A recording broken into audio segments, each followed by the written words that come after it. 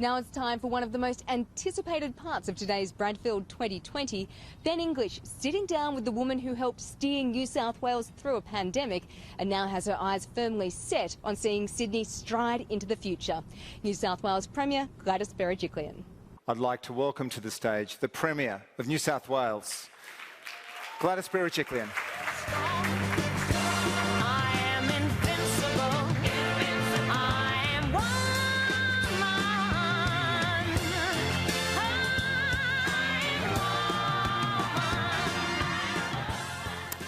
Wow, it's been 1 year, one hot mess of a year. But I want to say, having been through all of that, are you feeling a little bit invincible? No, quite the contrary. I think when you're in the middle of a pandemic, every single day is a battle, every single day is a challenge. And before we get into the nitty-gritty, Ben, can I thank everybody in this room, because some of the names you've mentioned, the people I'm looking at, have been absolutely instrumental in the success of New South Wales. It's not been government, it's actually been community and our business and other stakeholders who've really told us what they need, and we've tried to step up and meet those challenges. So I just wanted to thank everybody here for their efforts. Well done.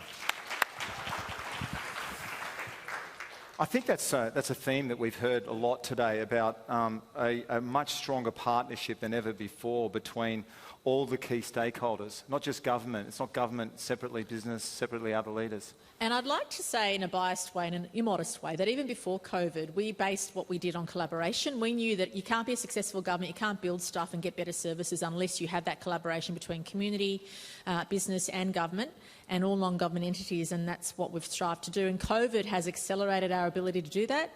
And I think a few people mentioned that we should come out of COVID different to when we went in. Well, can I tell you, our government's already different. We've already changed the way we do things. We're already changed in our outlook, changed in our level of confidence. I think we're more confident now because we've seen what we can achieve both on the national stage and globally. And touch wood, I don't want to jinx us, but I don't know any other jurisdiction on the planet that has our infection rates and our level of openness with the economy and lack of borders. So as a team, we're incredibly proud of that. But as I said, it's been a team effort across all of our stakeholders. New South Wales, more than perhaps any jurisdiction in the world, has navigated the path quite adroitly, very, very well, and recognising that we need to keep people working, we need to keep people living their lives, but at the same time keeping them safe. So I guess on a practical level, my question is, where's your mind at in terms of a big question in Sydney, and that is getting back to 2 square metres and really helping those establishments that are hemorrhaging? Yeah, look, we know that's the next step in terms of where we go. We've already done 2 square metres for outside venues, so that is definitely the next step for us. I think what we want to do is also look at what's happening in southwestern Sydney at the moment. I mean, we're pretty sure we've got all the strains of the virus that perhaps were there undetected. We'll know in about 7 days to make sure we've captured all that. Plus, obviously, in a week's time, the Victorian border opens up. So that's a positive for business, but it's also a bit of a risk because Victoria hasn't been tested yet. And one of the panellists before made the point, Victoria's still got substantial restrictions, which New South Wales doesn't, and you can only really test your system and your contact tracing when your citizens are free, when business is operating. They're not there yet. So it's a bit of a risk. And Queensland and WA haven't had their systems tested because when you've got your borders up, and when you're not welcoming back, as we are, 3,000 citizens every single week through hotel quarantine. We've got 5,000 people in quarantine at any given time. The other states have a fraction of that. Melbourne's got none. So that all carries risk with it, but also opportunity. So the next move will be around that. We've already had lots of discussions about that. So for all of you in the room, we're trying to do that as soon as we can. But we have to do it in a safe way so we don't jeopardise any business continuity, and that's the key. When you're pushing all the time, the last thing you want to do is go backwards. And I made a promise to myself. The most difficult decision we had to make was putting the state into lockdown, and I promised myself that we would do everything we could beyond that point to never go backwards, to always keep pushing forward. I can tell you that the story which our readers probably welcomed most, apart from New South Wales defeating Queensland on Wednesday night, was the vaccine. Yeah. So, it's early days. But how's that shaping your thinking about how 2021 is going to unfold? Yeah. And also, of course, people look to you in terms of shaping their expectations. So where's your head at in terms of if we get the vaccine and it starts to roll out, apparently we're getting 5 million and then another 5 million. How does 2021 look to you at the moment? Well, firstly, the health experts are quite positive and enthusiastic about a vaccine being available in the first half of next year, but it will be limited. And the federal government decides who has access to it. So in the first instance, I imagine it'll be health workers or aged care workers and people who are on the front line. But as a government, we have to operate on the basis that we won't have a vaccine. You know, what is a COVID-safe way for us living? How can we keep pushing the borders, the boundaries, I should say?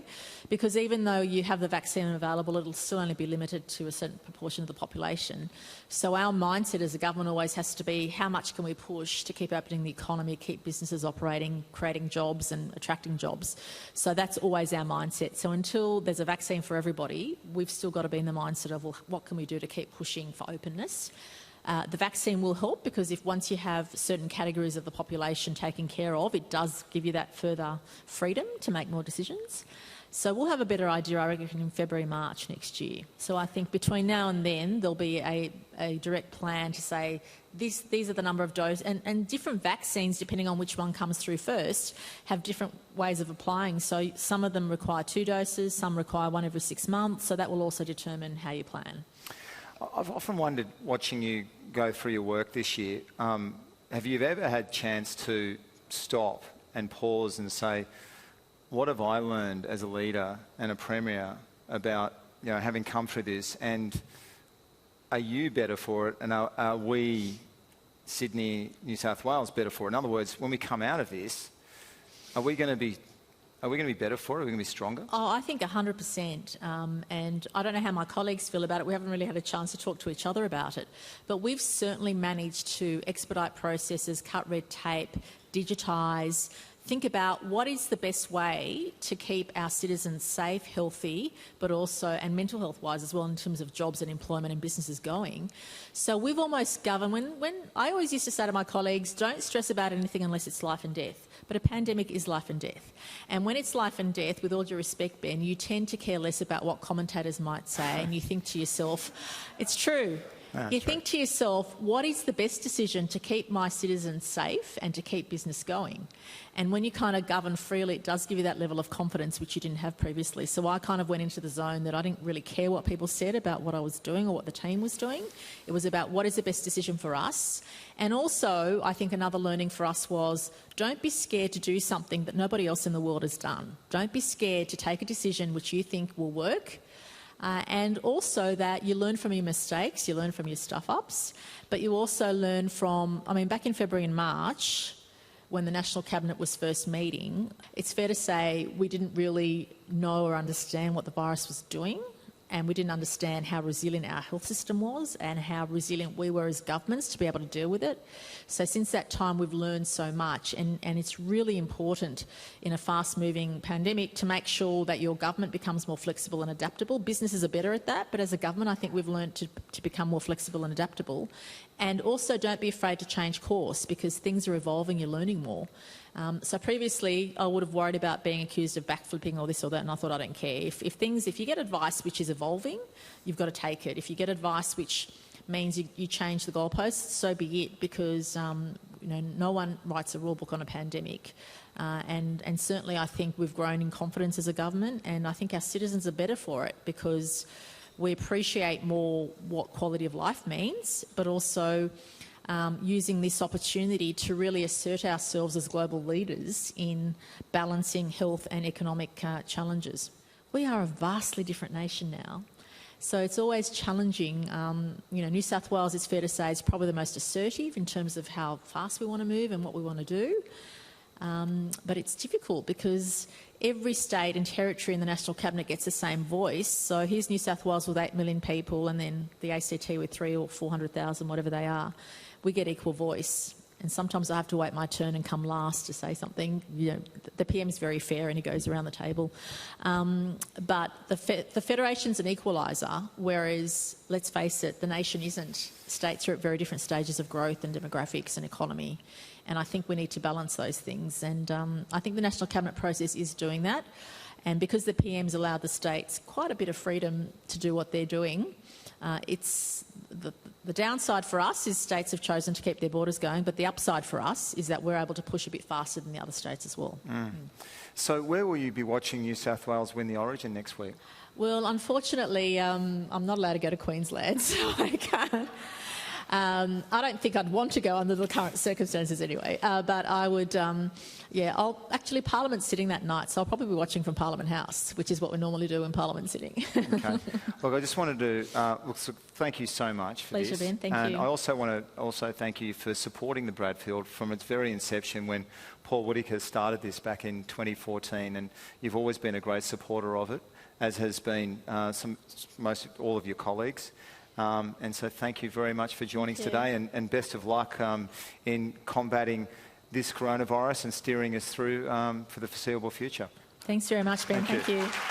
So there you have it, a thought-provoking exchange of ideas on the future of Sydney, from a digital revolution to a theatre and live music revival. The city's on track to revitalise and reimagine itself as it looks to thrive beyond COVID.